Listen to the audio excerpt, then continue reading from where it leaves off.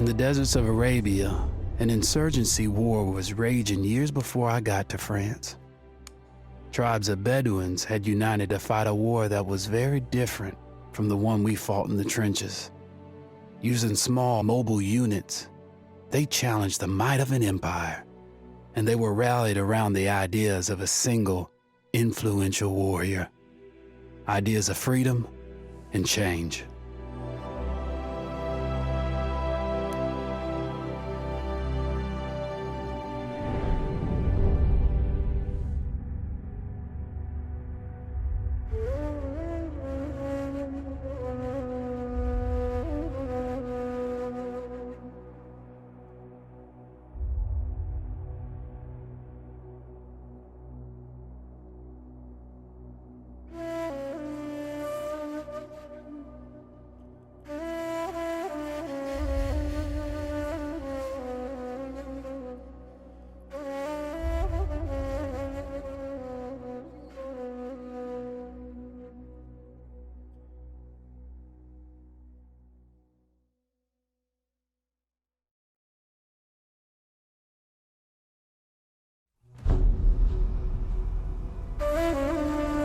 The Arabian Desert, a vast ocean of drifting sands and scorched, sun-baked rocks.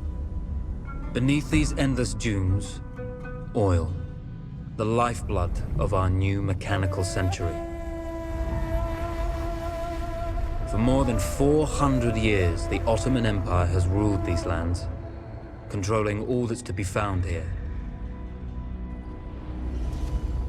But the Ottomans do not rule unopposed. Small bands of Bedouin rebels have united to overthrow the empire. They strike without warning and then vanish into the desert. Fighting alongside them is a lone British officer whose exploits have earned him wide renown.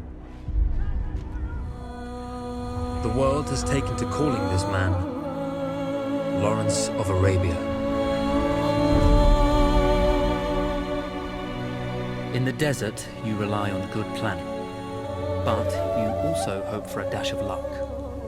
And luck was with us when we learned of a recently derailed Ottoman train carrying a most interesting piece of cargo.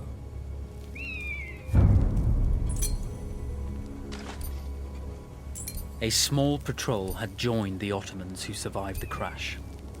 Together, they guarded the wreckage and waited for reinforcements.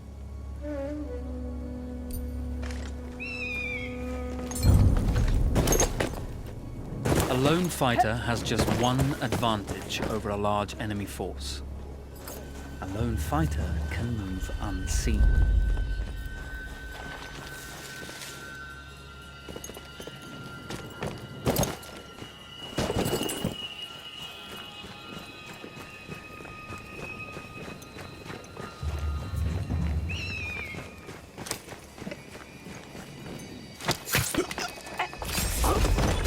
Tribesmen fought unconventionally, using weapons they knew well. Endurance, individual intelligence, and courage were their primary assets.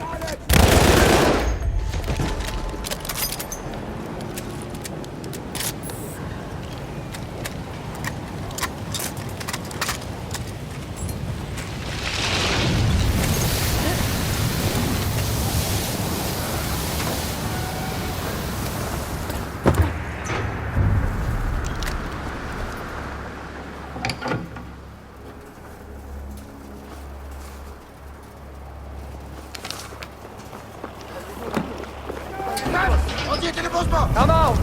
It's over.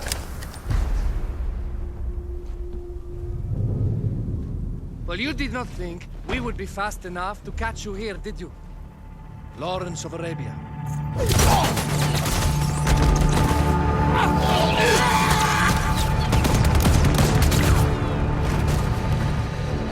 Actually, I was rather depending on it. Lawrence. Well, this is very clever. Now the hunter becomes the hunted. So who might you be? How enchanting you are, my dear. Ahmed. I'll show you enchanting. If it weren't for you, I'd be free. Free, is it? You'll be free when you're dead. And I'm happy to tell you, the Empire intends to grant you all this freedom very soon. Even now, an engine of destruction scours this desert, obliterating your allies, your families, your homes. Soon there will be nowhere to run. Nowhere to hide. Soon all that you know, and all that you love, will be ashes. You will all be free to die. Oh. Ah, you animal! Zara.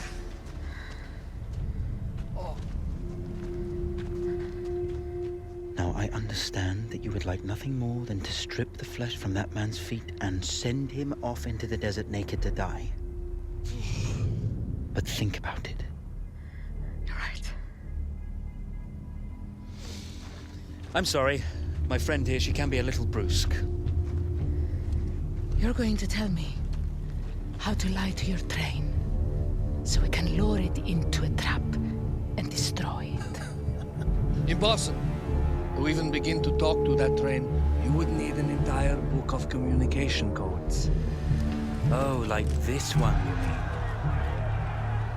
You can never stop the progress of machines. One day, the whole world will take your lands and the precious black gold beneath its sands. We shall see, my friend.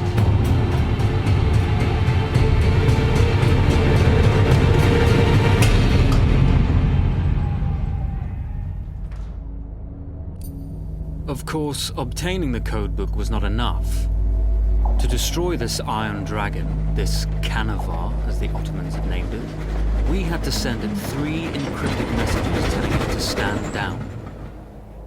There were Ottoman outposts scattered along the railroad tracks. The commanders there carried high-priority message capsules. We had to use those to send our orders. Infiltrating the village wouldn't be easy. A full detachment of Ottoman soldiers had occupied it. The Ottomans had chosen an isolated location for their desert outpost. It seemed lightly defended. It was also well stocked with arms and equipment. The ancient ruins were all that remained of a civilization now lost to time. The Ottoman Empire brought in the modern world with a host of armored vehicles and field guns. 3 commanders to eliminate, 3 personal message capsules to be stolen, and then sent with our false orders.